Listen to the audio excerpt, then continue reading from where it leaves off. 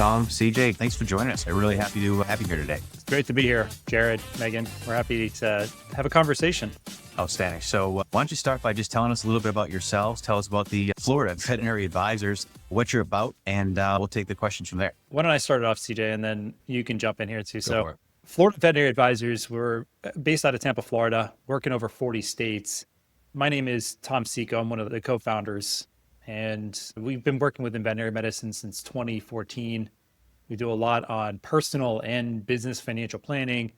Got a lot of cool stuff that we're working on these days when it just comes to speaking and content and everything. I'll let CJ talk a little bit on that. But CJ and I, we teamed up back in around, I think it was around 2014 is when we decided to work together, start building a business. He was really good with the kind of organizing things, and I was really good at kind of strumming up all the activity. And so we're like, hey, I think we got something here. So instead of it being addition, it turned into multiplication, and we're like, hey, this is great. Let's do something.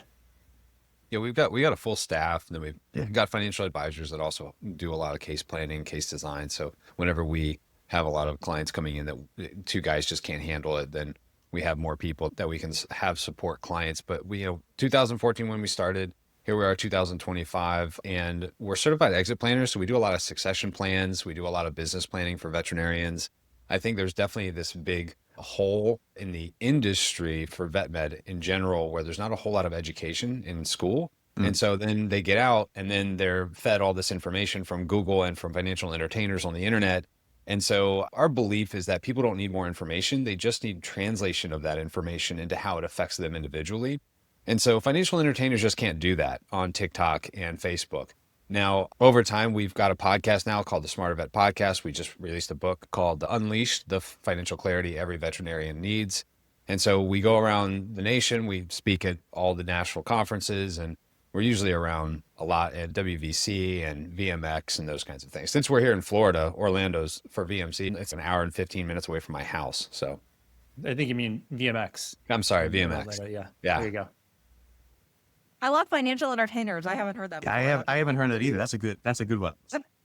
Well, I might steal that one from you. They're not licensed. That's true. And they're out there giving advice. And it's, well, how are they able to do that? Well, because since they don't have a license, they don't have any accountability. So they can say whatever they want. They can give whatever recommendations they want. And in fact, a lot of them will brag about not being licensed because then they can tell you the truth. But, it's like, well, or it's really because you make money off of selling books and people listening to your podcasts. You don't actually make money by helping clients with their finances. So you can say kind of whatever you want and avoid any kind of accountability from any regulatory authority.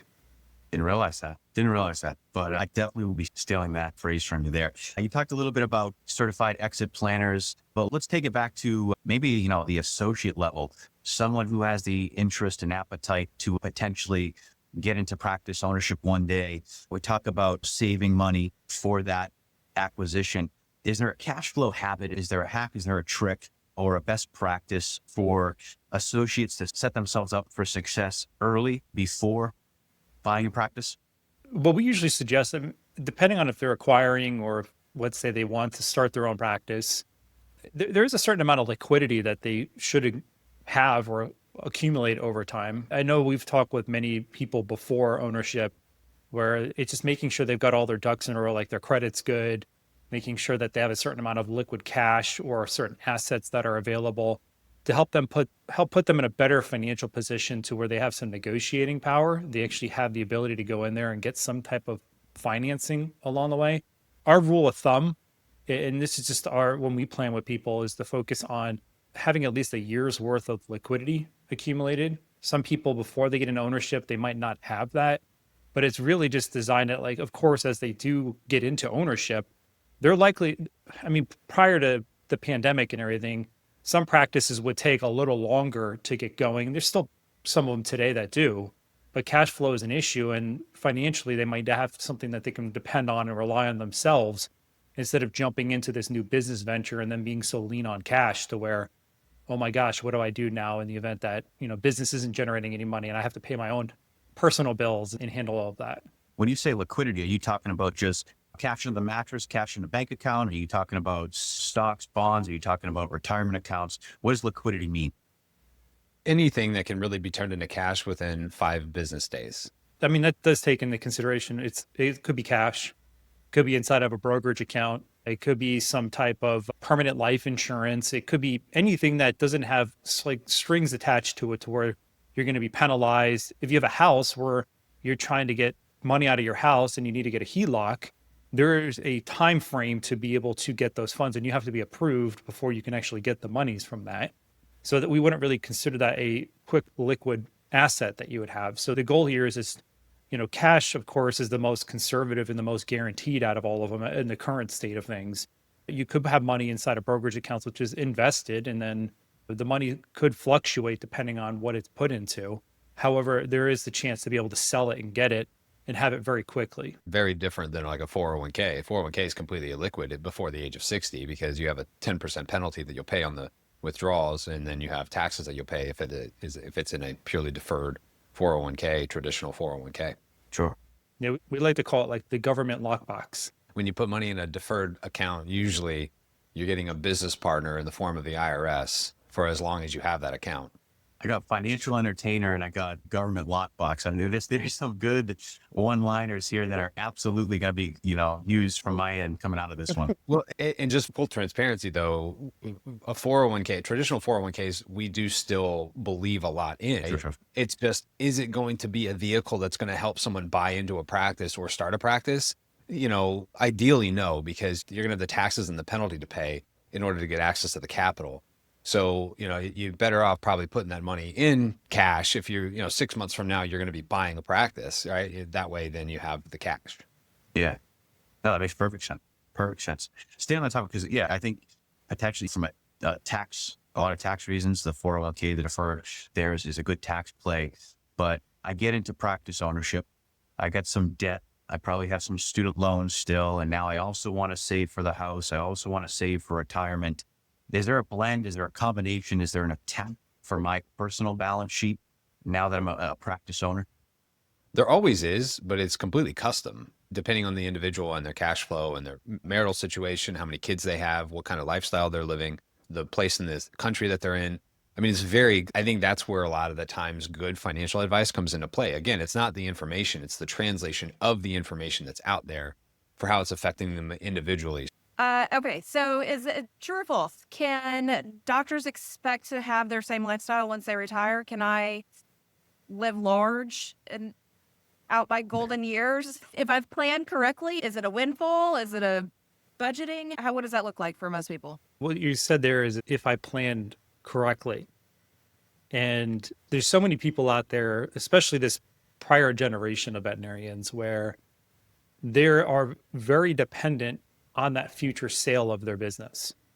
And the amount of balance sheets that we see of what people have accumulated in assets in addition to their, let's say, their business, and if they do own commercial real estate for their practice, it's usually very small percentage. It might be 10% or less of their entire assets that they've accumulated in addition to. So just, for a quick thing here, depending on how much someone gets for their business is really going to dictate what they're going to be able to, what's hopefully maintain in some kind of lifestyle afterwards. And to put some numbers to this, not to make this into a numbers show here, but let's say, for instance, that someone was making $250,000 in profits on their veterinary hospital prior to selling, and then they sell their veterinary practice for $2 million before capital gains. You take out the capital gains, which now you get 80% of that left is $1.6 million. You subtract out the 400,000. How many years can they maintain 250,000 out of that 1.6? So, 250,000 for, you've got 7 or 8 years before they run out of money. So then if I take that money, and like most people, how they would live is they would take those funds and then they would invest them. They would put them in some kind of a dividend or interest bearing. If the economy allows for it, they might just put it in a high yield savings account and call it a day. But then will that interest even be enough to make up the difference and be able to extend what they actually received from the sale of their business? And, the answer from talking through all of this, if you can kind of discern through it all, is that the answer is most of the time, no.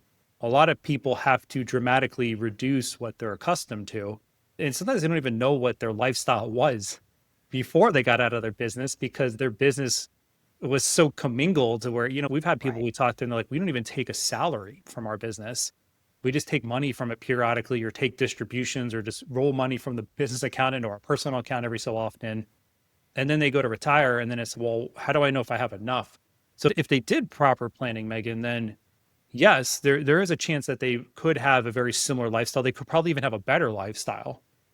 But that's all about like, did they take those steps? And if they wait till the last minute to start planning, it's if they get a very good multiple for their practice, I mean, if they could sell it to an investment group or a corporation, and that corporation is going to give them a 10, 15, 20 times their profits, there's a very good chance they're probably going to be fine. Like they're going to be okay. But anyone who's receiving less than that, they're selling it to an associate vet, which is why it's very discouraging to sell it to another employee because I might not get enough for it. It's not going to be enough to replace what I'm used to. So what I take from that is don't put all your eggs in one basket, right? Selling your practice isn't going to be the windfall that you hope, but then Yes, it is. Don't put all your eggs in one basket, but I think it's not even, don't put all your hope in one basket. Like it's, how do you build up enough wealth outside the business to be able to accommodate for the flexibility and reduce the reliability on that need to sell the business for the maximum value? Because if you get to that spot, then more often than not, you probably will never sell your practice, especially if you don't know what's on the other end of that transaction. Well, that's two and things it's there. pretty multiple.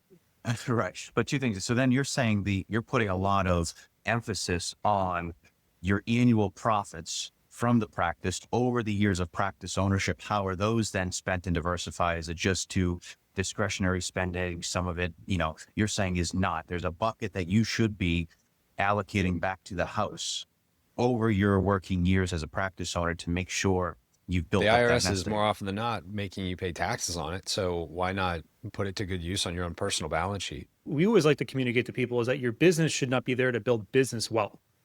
Your business should be there to help build personal wealth. So like along the way, if like you're a new practice owner and let's say you have a 20-year time frame ahead of you, and just to, use numbers here, if you're making $250,000 in profits from that business over the course of the next 20 years, that's $5 million without any increases. Let's say that business is worth $2 million today. There's way more cash flow getting generated from that business over time than it will be an evaluation for them. And it's how are they using that cash flow as a good steward to transfer that to their personal balance sheet to diversify into other assets along the way.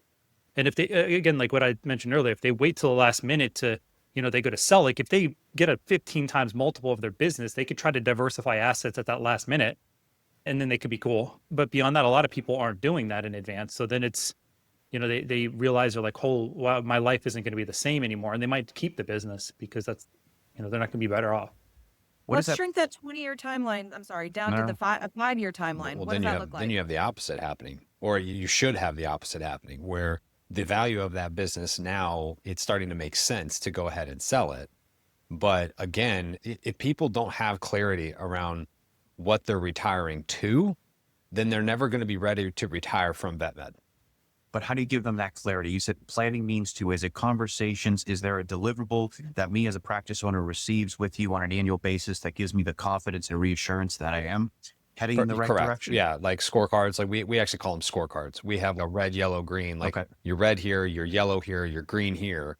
And so when everything's green, then we're good to go. That means everything being green would really mean that when they step into retirement, their lifestyle would not see a decrease. And so some people, though, when we meet with, they got 5 years left, 3 years left, sometimes they're going to have to see a decrease because there just wasn't enough planning. You can't go back in time. And so, but getting the maximum amount of use of those assets in the form of generating income without increasing risk, because it's not a matter of an investment only plan where you can just say, okay, well, I'll take on more risk to get more return. That's not how that works, because you have particular types of timing risks within investments, because investments are variable. So an investment only plan oftentimes, and that's what the majority of the people in the industry kind of talk about, more often than not, Sure. They're trying to show people how to manage investments in retirement the very same way as they were managing the investments before retirement. But the truth of the matter is, before you're retired, you're worried about things that are completely the opposite. I'll give you an example. Before you retire, you're worried about possibly dying, and then the income from the family and the business value being being completely wiped away for your family. But then after you retire, after you sell the business, now you're actually worried about living too long. You're actually worried about outliving your money at that point. The Correct. same event occurs, but you're worried in the opposite way of what that could be. So people don't realize that when you have certain things like that happen, where it's the same risk, but a different side of the coin into retirement, then that means that their investments have to be managed in a very different way than they were for the first 20 or 30 years of accumulating that wealth. So if I'm a listener here, before we wrap up, if I'm a listener here and I'm listening to us and I don't have a plan, I have no clue. This all resonates with me. I've identified, yeah, I need some structure, right? I have a 10-year runway. What's something I can do tonight? What documents do I look for at the house? What do I pull together to be prepared to have a conversation with you both about, hey, build me a plan. Generally, What does it look like? the requirement for people coming into a meeting with us is an open heart and an open mind. We don't actually have a requirement for like documents at first, because I think that the vision has to be prioritized and the reasons for planning are prioritized. All the documents, all of the details can come later. But I think getting a handle of what exactly someone wants, what are they actually desiring? We call them the reasons for planning, their RFPs. We start there and then get an idea of like, what are we prioritizing as far as their RFPs? That then tells us, okay, now let's go ahead and get an inventory of things. Let's gather documents. Let's get connected accounts we actually have a platform that allows for particular types of decision simulations. So if someone says, I'm thinking about doing X, well, then I can build that out into a financial model and show them what X would look like on the other side of that decision. And because one of the reasons for doing a lot of this is to avoid regretful financial decisions. Like I don't want to get 20 years into retirement and regret that I sold my business. I don't want to get 5 years after paying off my mortgage and then realize that I shouldn't have paid off that 2.7% mortgage because I could have done something better with the money. So I think a lot of it comes down to RFPs first. We usually will meet with people for half hour. They'll meet with Tom to kind of get that inventory of what their RFPs are. And then from there, we usually know what to do. What's like the most frequently, mentioned or thought of RFP? Is there one, or is that so specific to household or to the individual? So What's the one coming to your mind, CJ? Because there's one that's on my mind too. Most people don't, it takes them a little bit of time to get there, but it's the ability to decide when they want to work and the ability to just not work forever if they want to. If they can get to that spot where, so they love doing what they do. It's not that they don't like doing it, but they just want to be able to say, you know what, tomorrow I'm going to quit forever. We call that retirement, but I actually call it quitting forever. Okay. And Tom, was that the same for yours or different? It's part of that. Oftentimes it's just like people want to have more clarity of how their business fits within their overall plan. And they want more direction on how to coordinate their personal finances with their business. Because they're just like, they spend so much time on their business and then they neglect their personal life, and they just come and they're like, how do I do this? What do I need to do? Yeah. Okay, last question. I have a curveball. Tom, give us 3 sentences on the benefits of cold plunge. The benefits of cold plunge. Yep. You get a tremendous dopamine spike where your energy goes through the roof. Your mental clarity goes up to another level. And at the same time, the amount of muscle soreness that you have reduces pretty dramatically after that. And I would say the other thing that comes here is it helps build a certain level of mental resilience, because when you sit there in cold water, and I sit in 45-degree water for 6 minutes. But it does renew. Like, I know for me, whenever I'm done, probably about 10 minutes later, my skin feels like it's brand new. There's something about the coldness and just it's weird. I literally feel refreshed. I mean, we went from financial advisory tips to staying young. This crossed some paths. I like it. Is this a daily exercise? Depends on the week. I mean, I usually try to go in at least 4 to 5 times a week. I prefer to go, they say don't cold plunge after a workout, 4 to 6 hours after a workout, because then you lose a lot of the anabolic benefits of the workout. So I usually like going right before I go to work out, because then I get out, I dry off. I feel like that dopamine hit, you're now ready to run 10 miles. And then that's my pre-workout. Perfect. Right. Yeah, mine's between 5:30 to 6 a.m. is when I do it. Very That's cool. how you like it. Very cool. Well, hey guys, thanks for popping on here. Real quick before we jump off, you mentioned the book Unleashed. Where is that something that we can pick up or look for if I want to? It's on Amazon, and there's also a Kindle version that you can get through Amazon. And they could get some sample episodes too if you want to listen to some of the book. We have it on our podcast as well. We're releasing chapters on there over time. The Smarter Vet Financial Podcast, which is on Apple, Spotify, our website. So if you want to go listen to it and before you buy a copy, Once we record all the chapters, then we'll release the audio book, but that's not it yet. Outstanding. Good seeing you guys.